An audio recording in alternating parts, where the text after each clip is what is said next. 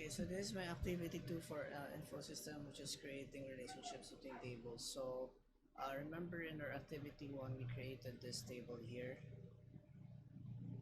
Okay, so from here we will have to do database tools, click on relationships, and then on our exercise, remember that we have to show up customer and account first.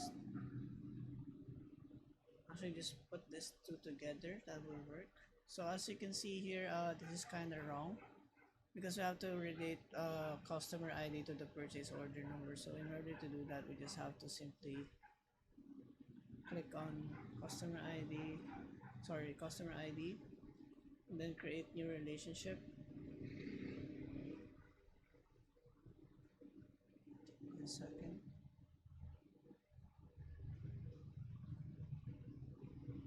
So database tools and relationship. Go here, we show up this three.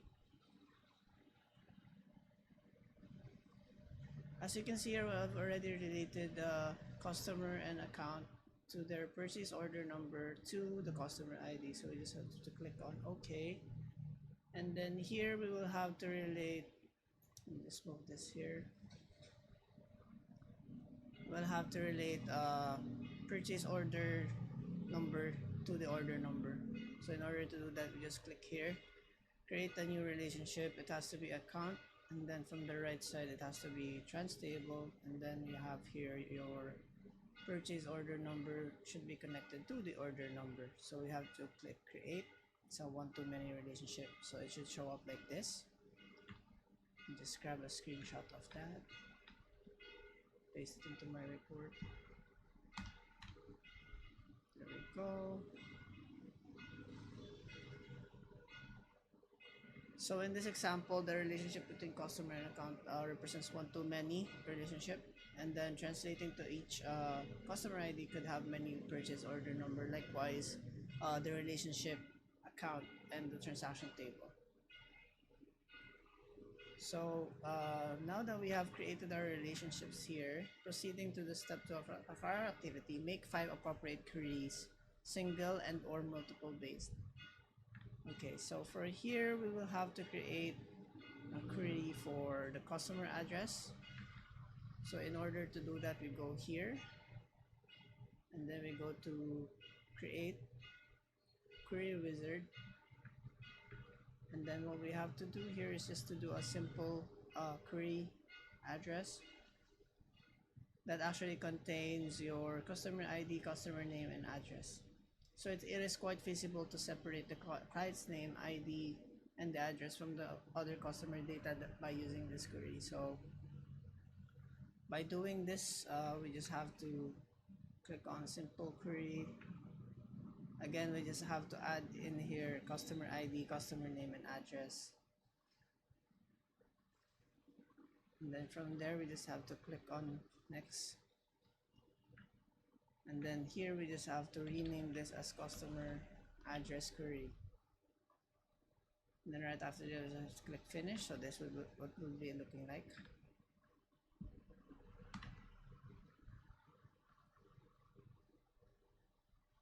So from here, I will do another one for customer vehicle inquiry. So in order to do that, I will just do a simple single table query again, or like a simple one derived from the customer table. So this query is created for the vehicle identifier that matches the customer ID. So through view design of this query, it is possible to separate the brand of the car from its type, such as sport or SUV. So this would only make the chosen keywords visible for a quick discovery. So what I have to do here is to again go to create, and then do a query design, simple query, and then we'll have to go back to customer. Sorry, that is supposed to be on their account. So that includes the customer ID, the order number, and order type, and order progress. And then just click on next. And then from here we just have to click on next, and then from here we have to rename this as account progress query. Oh, sorry, that is wrong. That's actually customer, rather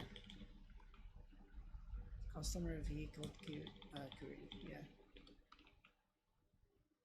Click on finish. Then what we'll have see here is this one. So that's 2 out of 5 that we have already done. Okay, next is our account progress query. We have to make a query for showing up in their account section. So we have to click on query wizard, and then simple query wizard. Then we have to go to account. Then we have to include in the customer ID, order number, order type, and order progress. Just click on next. Click on next again, and then we just have to put in here account progress query. And then we just have to click on finish, and then this would show up. Grabbing a screenshot of that. So in this account progress query, it represents each account linked to the customer's ID and its purchase and order progress. So this query actually aims to find the status of each purchase order progress. So this query also displays the order number and what kind of services or order type did each client avail. So it is also possible to isolate the progress of each order. So an example, through if we modify the queries, it is possible to filter out the order number 1211 to determine its tune-up status by filtering in progress and done status.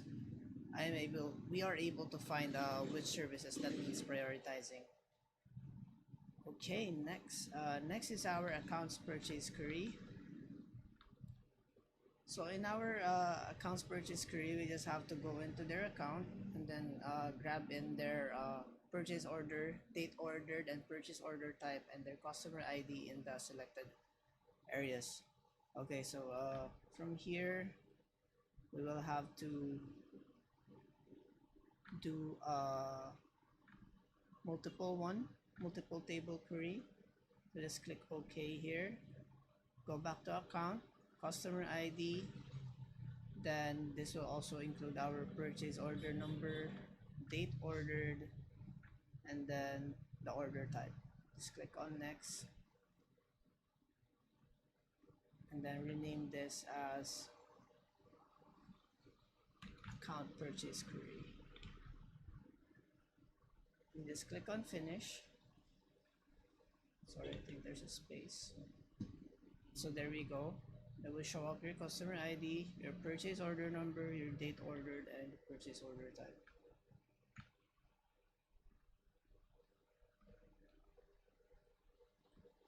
Okay, so it shows the history of services based on the date of the order or performance, which is connected to the order number and customer ID. So by using filters, it is simple to find the date that the service was ordered from this query. Okay, next is our multiple table query. We will have to do a transaction query. So from here, this is our last relationship that we're about to make. So query wizard, and then we will have to put in here order number, date ordered, and the amount and status.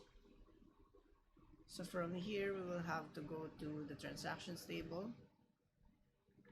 We will always have to put in our order number first, and then the next is our date of order.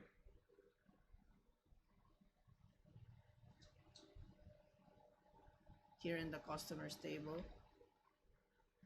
and then we will go back to the transaction table for the amount, and then the status,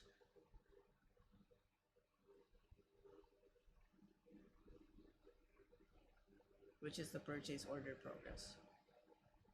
Oh, sorry, that is rather the status here. So we just have to click on next, and then this is supposed to be named as our transaction query. Just erase this. There we go. Just click on finish.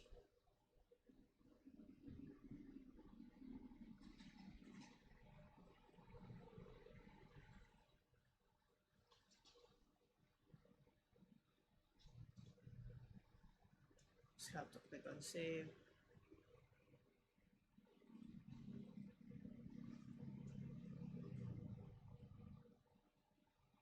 Let me just troubleshoot this. Why is there a mismatch on that one? Let me redo it again. So I have to delete this. Let's do it all over again. So we have to create a wizard.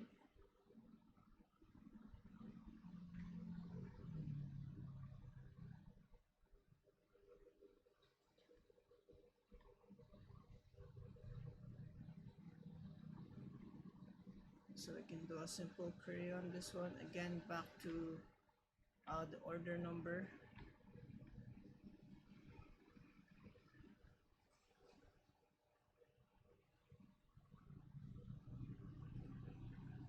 And then you have to put in here when was the date ordered.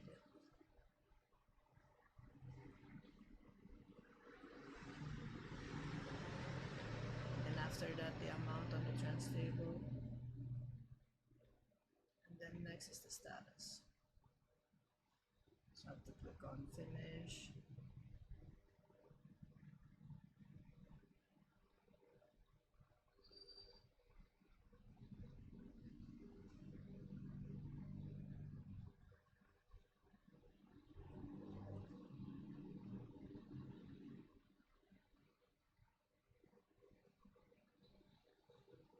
And that's pretty much it.